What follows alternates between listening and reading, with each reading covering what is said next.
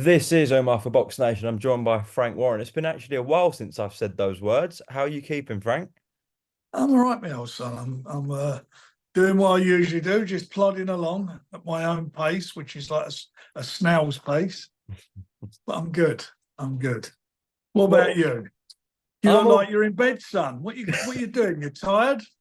well. We've been away on holiday. I've had a long week. Um, But I'm locked away in a bedroom at the moment. But it's you're all locked good, Frank. away in bed. Good boy. I'm dropping stuff all over the place at the moment. I try and do three jobs at once here. So, what we're going to talk about, kid? Well, let's talk about your two new signings from the US, Brandon Lee Yeah, and Nathan Lugo. yeah. It's been a while, Frank, since really you've signed someone from the US. Just talk to me about sort of the strategy and why those two guys.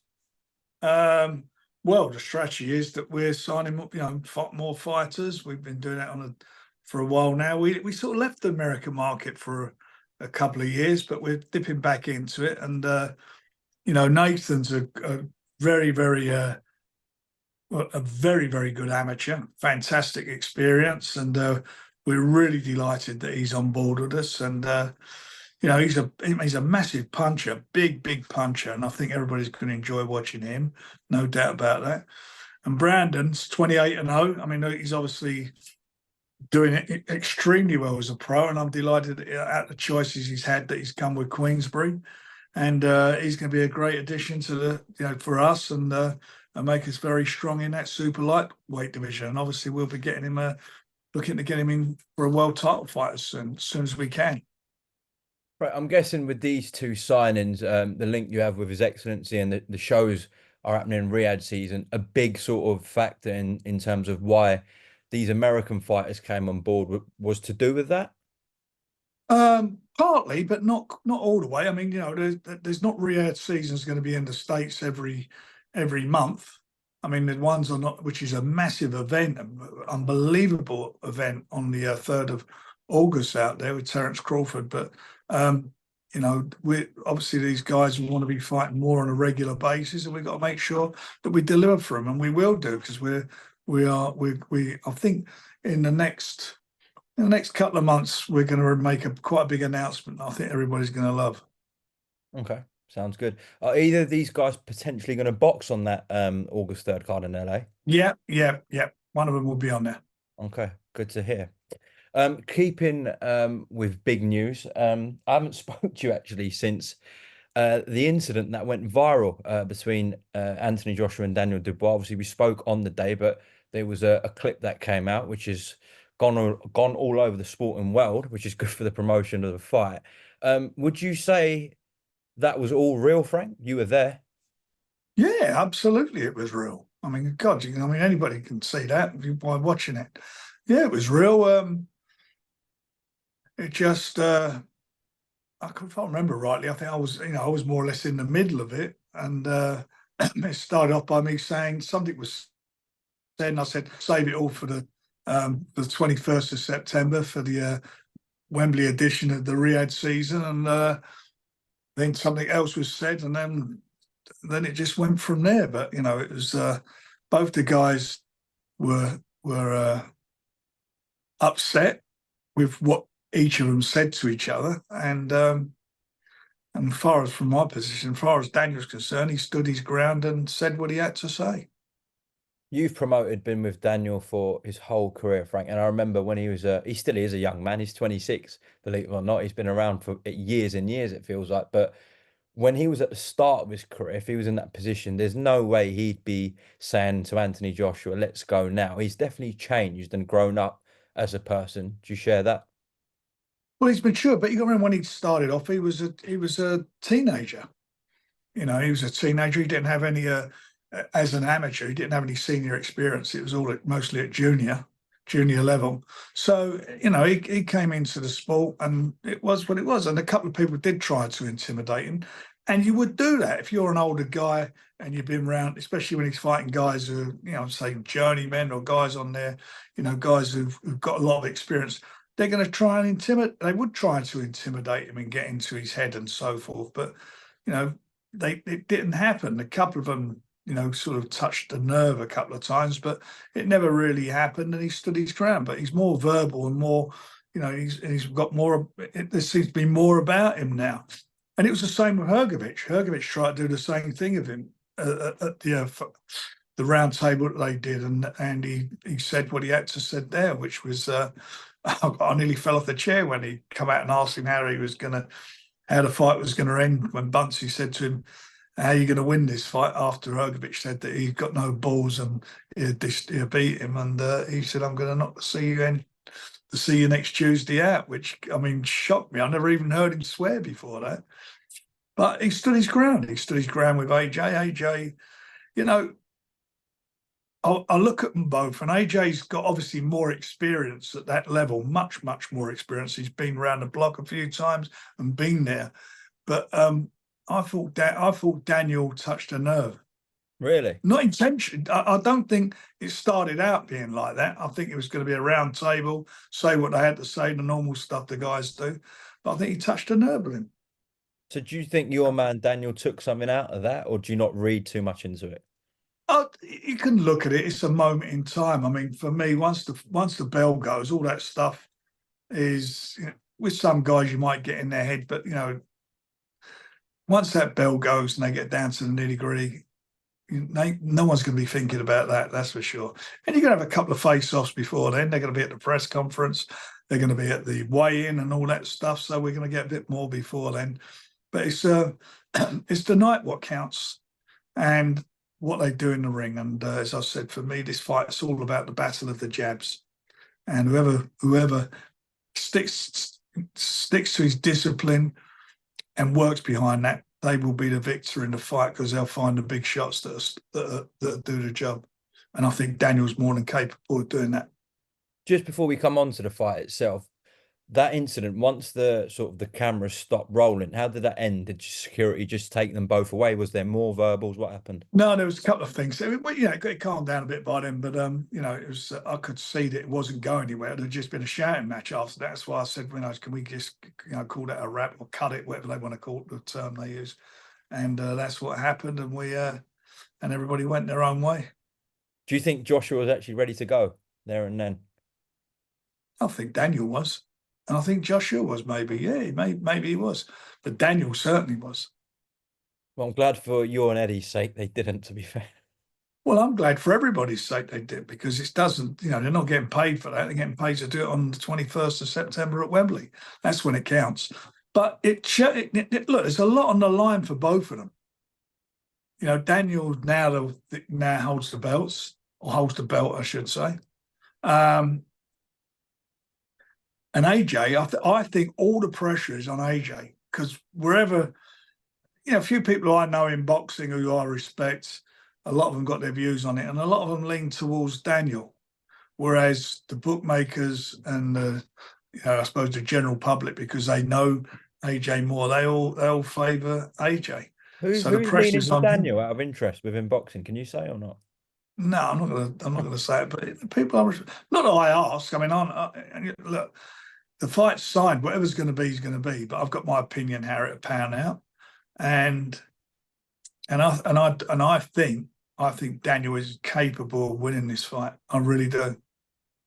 He's capable of hurting and knocking out AJ. He is capable of that. You said to me on the day of the presser, Daniel's dangerous at any point in the fight, which is obviously very evident throughout his career.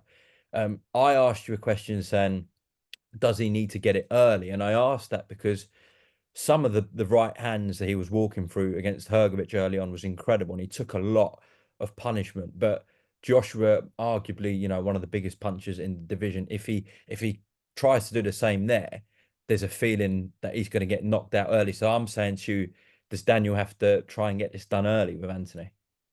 No, I think he'll do it when he does it. He's dangerous in any moment of fight. He's got, I want to see some head movement from him. But then they're different fighters. Hrgović is, he's more a boxer than AJ is. But he's a powerful puncher. AJ, he can punch. We've seen him. He can knock people over. But when you throw those big punches, you leave yourself exposed. And Daniel has got fast hands, and he can bang. So I want him to throw those bombs. I want AJ to be. I want OJ to. I want AJ to engage with him. I don't want him doing what he done with when he went on the back foot in the second fight against Ruiz, or what he's done with Usyk. I want him to come and fight. But that's what we want. That for us. I think that favors Daniel in a big way. Okay. Well, one thing's for sure, it's definitely not hearing the final bell. This fight, it's not going 12 rounds. No, I agree with you on that. Someone's getting knocked out. Who's got the better jab? They've both got very good Both jabs. got good jabs. Who's Both got the got better good one? jabs. Well, AJ looked good in his last fight, but then the guy's pretty static, wasn't he? He stood square on, and he got, and Nagano, and he got caught with those jabs to the bodies and the right hand over the top, and it was repetitive. He'd done that about 3 or 4 times in the early round. And Wallin, AJ done a job. He took the fight out of Wallin, like Wallin did. Wallin was. If you look at, but for me, Daniel's fought the better opposition in the last 4 fights. He's had better quality opposition than AJ's had, no doubt about that. Okay. Can we have a ticket update, please? How many have we sold for Wembley Stadium? It's flying. It's flying. That is going to be sold out. No doubt about that. It will be sold out. Okay. And we know normally it's 90,000, but His Excellency has said he wants to break the record for Wembley Stadium and do 100,000 capacity there. So has there been any movement on that? Well, we have to do it in stages, and it's not just about saying you want to do it. What we have to do, we have to apply to the local authorities, and then they have to speak to the Transport for London and all the people who are involved before they decide. We got it to 94,000 last time, but that was a really, really tough to get us there. It's not about how many people you get in the stadium. You can get more. You can probably get 120,000 there. You squash everybody up and whatever. And if it wasn't all seated, much more than that. However, it's about the transport being able to cope with the amount of people. It's car parking, it's the time of night, it's the residents and everything that goes with it. But I'm hoping, and I believe that we'll break the box office record. Okay. Well, hopefully, which we hold, by the way, which held by Tyson. Well, yeah, he beat Adele, didn't he? He did. He did. 94,000. Yeah. So at the moment, you're happy with ticket sales? Over the moon. Absolutely over the moon with him. Okay. What have you made of his back and forth with AJ? Some of the messages on WhatsApp were quite brutal. Yeah, I don't know. I don't. If you're sending messages to each other, they should be private. I don't like that. I don't like that. But listen, he's out there making. What is he doing? The old Carl. What he's doing is just trying to get hits on his podcast. That's all. That's what it's about. He's got into the old IFL business and all you guys, the old clickbait. That's all it is, isn't it? But some of the stuff, if they're private, they're private. But I don't know. Anyway, it's his problem, not mine, and let them sort it out between them. There's only one way. There's only one way to find out. Fight. He keeps asking you to come on the channel. As Harry Hill would say, fight. Yeah. Yeah. He keeps what? He keeps inviting you onto his channel. Well, I'm sure he wants me on his channel. He wants to drive up numbers. He's got more chance of flying in the air. Now, if he wants to debate, he can come on our channel. We could do it on BoxNation, no? Do it on BoxNation, yeah. There you go. Done. That'd be good. Yeah. If he wants to come and have a thing, I'll show him those dates. When he came down twice, came down and met me in the hotel, in the Westbury Hotel, and didn't want to fight Joe Calzaghe when he dodged him. Okay, we'll leave that one there. Frank, on the undercard of Dubois Joshua, obviously emerging star Hamza Shiraz is on the card against Tyler Denny, which is a really tough fight. There was whispers about him fighting Chris Eubank Jr. We've heard since he's now in negotiations to fight Canelo Alvarez. Your thoughts on that? Well, that's what I'm hearing, but he didn't want to know. He didn't want that fight. He didn't want to fight Hamza. And he was offered big money. He asked for big money, and he was offered decent money for it, but he didn't want to know. Okay. What are your thoughts on him and Canelo, though? If it happens, it happens. I mean, I think Canelo will be a big favourite, that's for sure. All right. Do you think he'll ever fight Hamza Shiraz? Eubank? No, no, I don't. You don't want to know. Okay. Right, moving on. You had a great show in Belfast. I was there. Fantastic. Undercard main event was brilliant as well. Someone that really stood out though was your new Cuban fighter, Yeah, Jadi Herrera. He looked unbelievable, devastating from him. he's a handful. There's no doubt about that. That punch he threw him, it's like he shuddered as it caught the opponent. It shuddered. He was like, staggered him on his feet, and he shook him down to his ankles. He can punch. He's a good. He looks. I mean, he looks a real handful for anybody. No doubt about that. Mm. I mean, he can potentially. We've seen Cubans move very quickly before. I mean, it's going to be hard to match him, but he could be moved into a position for a world title very quickly. He seems very talented. I agree with that. I don't think he's far off. Maybe another 4 or 5 fights, if not before then. Because one thing's for sure: if he catches anybody, he's going to do some damage. So at the start, we talked about your new American signings, and obviously you got a very talented pool of British fighters in your stable, which is obviously what's your nucleus of your company. But now you've got these two Americans, you've got a brilliant Cuban fighter in Jadi, and you've got some sort of international talent there with Zhilai Zhang from China as well. But is that important for the company to have some international talent? Yeah, well, we've had over the years. Well, I mean, it's not like the first time we've done it. We've done this. I've done this going back to the 80s. Had lots of different fighters from around the world. I remember Barrera. Yeah. He won his world title with me over here. He fought and won the world title when I promoted him, and then we made the fight with back then with Top Rank with him and Morales, the first fight, which was an unbelievable fight, great fight. But the stacks and stacks of fighters over the years that have been with us and have done well. I mean, I run the Showbox series over there we launched Showbox series with back then our company and the late Gary Shaw on Showtime, and that Showbox series was a big success. We put a lot of fights. I remember Johnny Tapia was with us and various other people. They all fought on those. There's a stack of names over the years that we've had. Really good quality fighters. Okay. Got sort of two big shows coming up this month, July 20th in Birmingham and 27th in London at the O2. Let's start with the 20th, Magnificent 7. It goes again. Do you think this will be the best Mag 7 we've had till now?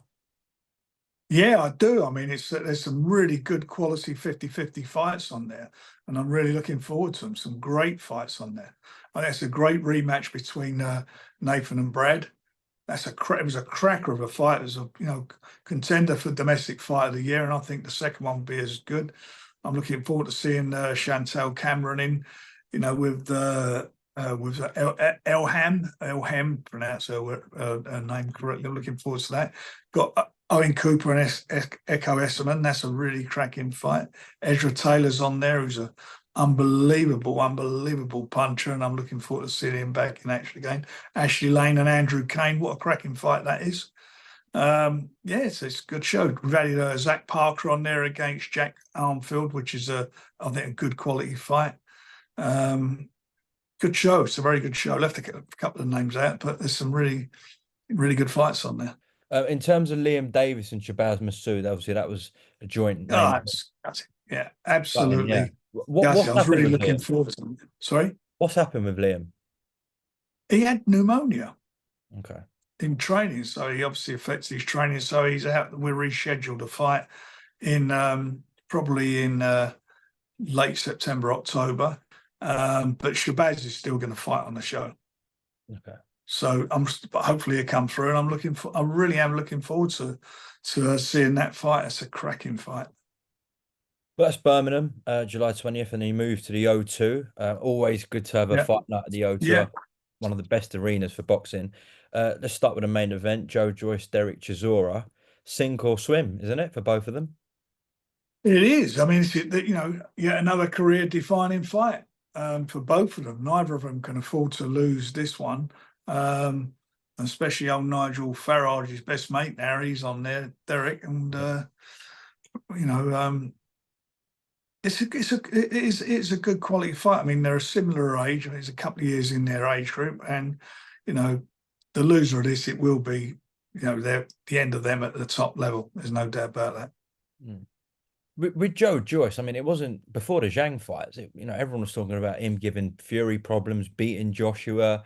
Yeah, Do you think he's still? I mean, we've seen him with those two losses with Zhang against Cash Ali. He'll admit himself it was a win, but he didn't look at his best. Do you think he's still got it in the tank, Joe? we're going to find out. We'll find out. If he's not, then it'll be all over. You know, his future is literally in both his hands. And you're right what you said. You know, if you go back before that fight with Zile, then you know most people were avoiding him. We was finding it difficult to get fights with him, and he was the interim champion. He was the interim champion. He had that great win over somebody who's come back himself in Joe Parker. He was the first guy to stop Joe Parker. So it just shows you, you know, this merry-go-round of the heavyweights is fascinating. It's exciting, but you know, it's up to the guys. If they, you know, Joe Parker's got himself well and truly back into contention, and Joe Joyce has the opportunity of doing that as well, as does Derek Chisora. I know His Excellency watches all the shows and all the cards wherever they are, and the heavyweight division obviously seems like it's his favorite one. He puts a lot of sort of time, money into that. Joe, if he can pull off a good win against Derek, high profile fight, I guess he's one fight, away from a big potential fight, on Riyadh season card.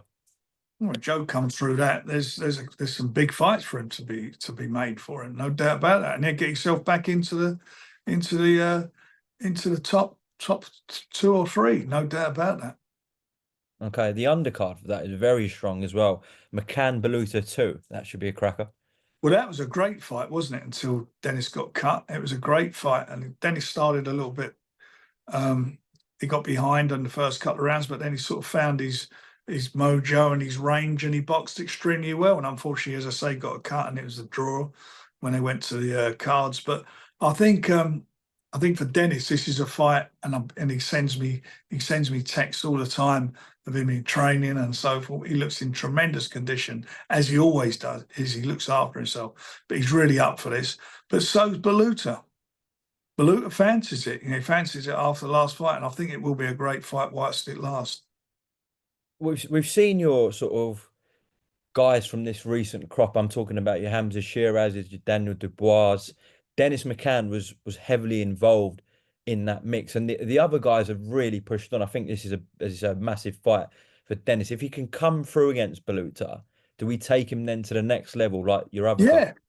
Yeah. I mean, this is it. This fight is an important fight for him. This is his 17th fight, I think, 17th fight. So yeah, he's up there with the guys. You got to remember though, he's much younger than all of them. He looks about 14, but yeah, but he turned pro very young, and he's very young. But Dennis is flying, and as I say, come through this, he's on to the next level. As are a lot of the other guys on the card. Ryan Garner, Archie Sharp. Ryan Garner, Archie Sharp. I mean, Archie he's 24-0. He was number one. He was the mandatory challenger in a couple of organisations for a long, long time, and basically, his career, whatever happened. But Ryan, again, he over the last 3 or 4 fights, he's got himself well and truly back into the contention, looking really good in these fights. And I think this fight is really a fabulous fight. It's going to be a very exciting fight, no doubt about it. Good to see Moses Atauma in with a recognisable name. Marius Wack's been around the block for everyone. Yeah. And he's taken a lot of people the distance as well, Marius Wack. Top quality heavyweight. So if Moses can do a job on him and stop him, that would send out a serious statement from Moses. Well, we're trying to find someone who can get him some rounds, because he's a devastating puncher, a devastating finisher, and he's looking stronger in every fight. And he's still a teenager. He's still got a way to go yet, but he's done everything that's asked of him, and he's in with somebody who I hope will give him some things to think about. And at this stage of the game, it's all about learning your craft and so forth. And he's in with somebody who's as I say, very, very very experienced fighter, and he's going to go in there and he's going to try and old man him. He's going to try and put it on this young whippersnapper as he'll look at him or consider him, and we'll see how that goes. So your son, Francis, manages Moses, and I Yeah, speak to him off the record a few times, and he talks about how hard it's even to get sparring for Moses, let alone a that's fight. correct. That's correct. That's correct. That's absolutely true. Johnny Fisher won on the weekend on a matchroom bill, stopped Alan Babbage in 30, 40 seconds.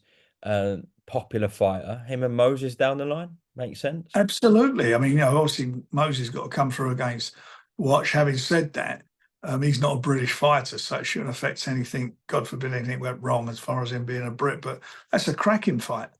Cracking fight, the pair of them. Yeah, I'd like to see that. And I think the board will order that. Okay. That's good to hear.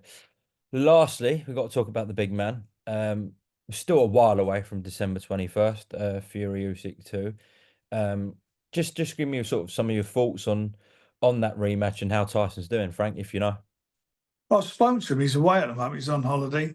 I spoke to him it was well over a week ago now before he left, and he's like, first of all, he's very philosophical about it, but more importantly, he's really up for it, and he wants to get back in there, and he wants to show that he can be and will be the better fighter.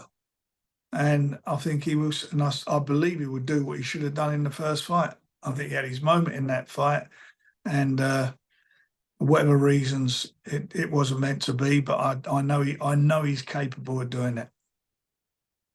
I know you've told me that you were telling Tyson, take a bit of time, think about what you want to do, etc. But he actually said, I want to go in that rematch straight away. I saw a column from Simon Jordan, you must have seen it as well, saying he has to fight Usyk again to redeem himself. Did you see that column or not? Yeah, I did, but I mean, look. First of all, you say he's got. What does he mean by? I don't get to redeem yourselves. I mean, there was nothing in the fight. One judge gave it to Tyson, another judge gave it to Usyk by 1 round, and one give it by 3. And a lot of people, I mean, we've had this conversation a lot, and that's becoming boring. I had my views on it. I thought he just won it. His brother, I spoke to Shane, he felt it was just the other way.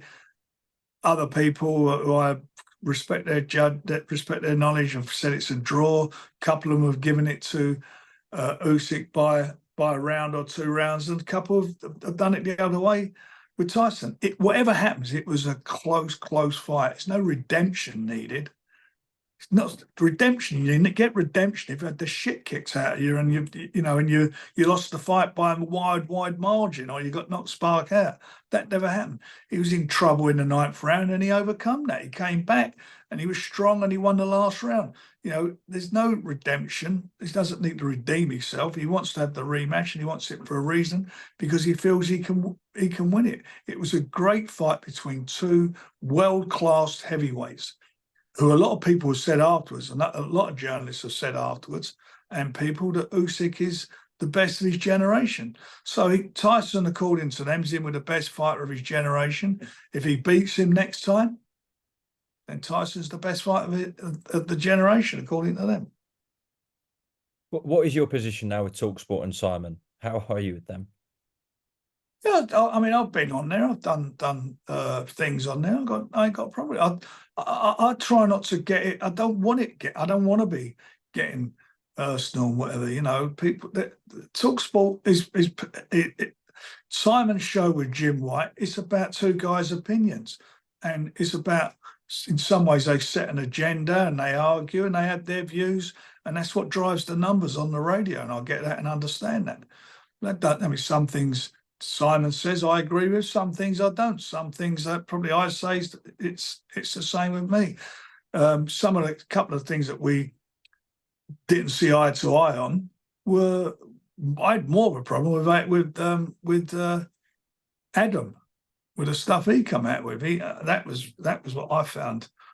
It was totally inaccurate and factually wrong. But that's gone. It's done and dusted, and we move on. And I see him I see him after he said certain things at one of my shows, and I said what I had to say. That was with us, yeah.